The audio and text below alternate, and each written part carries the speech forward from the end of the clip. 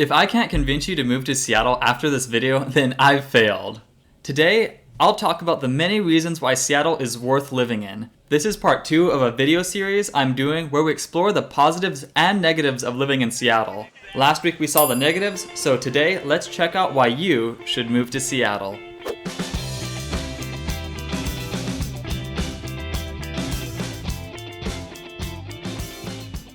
They might not be as well known as Brooklyn or Manhattan, but Seattle has some really beautiful and noteworthy neighborhoods. From the old and rustic brick buildings of Pioneer Square, to the variety of Victorian, Tudor, and international style architecture of Queen Anne, to the ever-growing glass towers in downtown. Seattle has a wide variety of neighborhoods throughout the city. But more so than the looks, each neighborhood offers something different. If you want to see eclectic street art, quirky stores with unusual items, and a vibrant restaurant scene, check out Fremont. If you're only interested in food or nightlife and entertainment, then go to Capitol Hill. If you want the best japchae, head over to the International District. Or if you want to feel like you're no longer in the city, simply go to one of Seattle's many parks. You could spend literal hours hiking some of the trails Seattle has.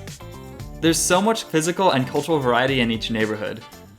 A lot of this has to do with Seattle's physical geography. In the past, glaciers carved out the land that would become Seattle, so almost no part of the city is flat. This means that many of Seattle's neighborhoods are actually separated by physical barriers, and it's these barriers that force the city to adapt and has allowed each neighborhood of Seattle to feel like its own separate entity within the city. Reason number 2, decent public transportation. When I first moved to Seattle, I bought a car. And I actually regret buying that car because Seattle has so many alternative transportation methods, you almost never need a car to move around the city. The only time I ever drive is when I want to leave the city to go hike. Otherwise, Seattle has almost everything you need to get from point A to point B within the city.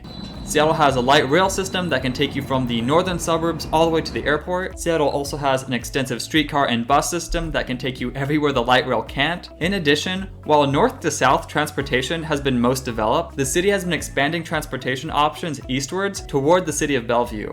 But outside of public transportation, Seattle is actually a very biker-friendly city with many dedicated bike lanes and bike share and scooter share programs throughout the city. Unless if you need to commute to work each day or you want to leave the city frequently, you'll almost never need to drive a car. This also includes if you want to travel across the Puget Sound. Seattle has an extensive ferry system that could turn a 2-hour car ride into a 45-minute ferry ride. So compared to most cities its size, Seattle has some amazing transportation.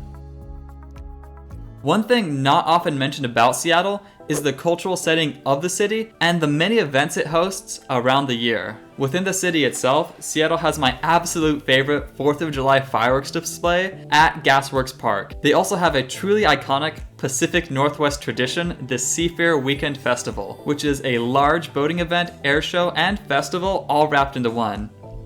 Also, for you fall lovers, Washington State is the biggest producer of apples in the United States, so there are plenty of apple orchards, pumpkin patches, and sunflower seeds in the Seattle area that are open throughout September and October. And even though Seattle is a large city, it's so close to farmland and the wilderness that you really can't escape nature even within the city. It's pretty much just a part of living here.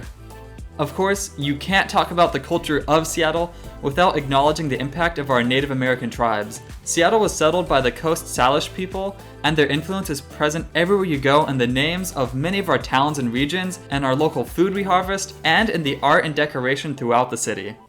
Also, each year, there is the Seafair Indian Days Powwow, which is a great chance to see the city's heritage. While I'm at it, did you actually know that the true name of the Puget Sound is the Salish Sea?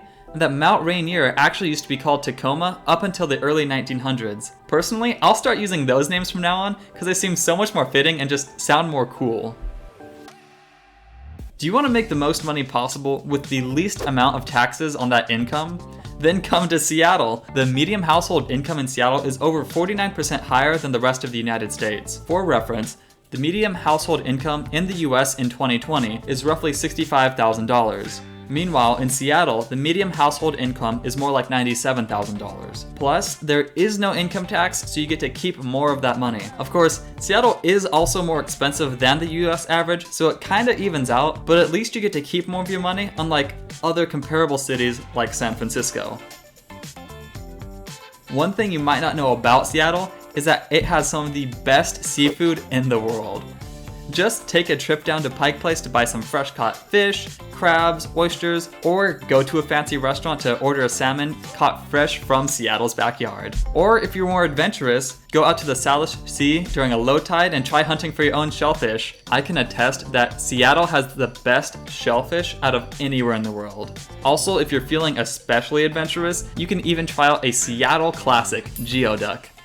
It's actually not as bad as it looks. And that's it! There are no more obvious reasons for you to move to Seattle. I could mention the absolutely beautiful mountains around the city, like the Rocky Cascades or the lush green Olympics, but nah. I could also mention the many cute towns throughout the area, like Leavenworth, which has the best light show anywhere in the US around Christmas, or Fairhaven, which has the best cafes, but I don't think anybody would be interested. I could also mention the many hiking trails, green spaces, water sports, winter sports, and breathtaking sunsets you'll see up here, but honestly, does anybody actually move to a city solely because of the natural beauty? I don't know, I'll let you decide. For those who don't know, I was actually joking, because yes, the final reason to move to Seattle is for the natural beauty of the surrounding area. You have the Olympics to the west, the Salish Sea right at your doorstep, the Cascade Mountains to your west, and, to top it all off, on a clear day you can get the best views of Mount Tacoma or Mount Rainier. There really aren't many places that can compete with Seattle in terms of natural beauty. Even with all of our cloudy weather, or with the bustle of downtown, it's always great to be able to get lost in nature whenever you want. You don't even need to leave the city. And that's it.